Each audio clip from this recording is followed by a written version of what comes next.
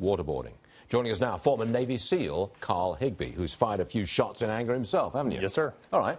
What do you make of this? Let's just extrapolate out a little bit. Donald Trump's the president. Right. We waterboard, we torture terrorists that we capture on the battlefield. Yeah. You do the torturing. Okay.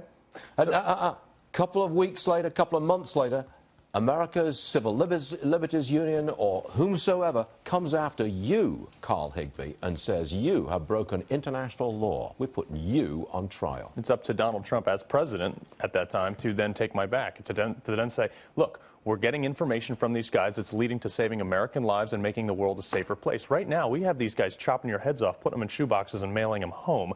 If we're unwilling to be as ruthless as our enemy, we've already lost this war. You want to do this. I mean, you actually want to pull fingernails out, waterboard people and all the rest of it. You want to do this? I don't want to, but when the thing that the U.S. soldier is very good at, and we are trained very well to do it, is we separate who we are from what we do. And the American soldier, in the interest of safety, they joined the military to kill people, to kill bad guys, okay, to save America. Now, torturing is in line with that, I believe. I think there are some limits to it. Yeah, I think there are some limits to it, and I don't think it's necessary for all things, but sometimes it is. We don't want to do that. We don't want our society, in our name, to have that done. But why? Because a morality statute? The problem is, Stuart, is that when you have these morality clauses where we're the only side abiding by any rules, we have one hand tied behind our back, and that morality standard doesn't, you know, the American public is happy saying, oh, that we're better than that, but the fact is, if the American populace is better than that, we as soldiers on the battlefield are losing our lives because of that morality statute. Now, you speak for yourself, I got that. Yeah.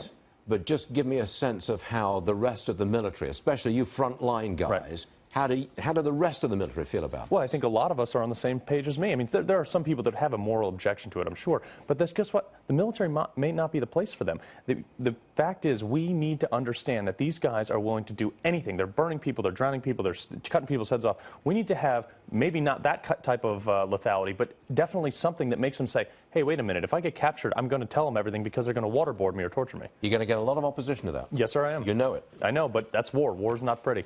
All right, Carl Higbie, we appreciate you being with us. Flat out, straightforward opinion. Thank you, sir. Thank you, sir.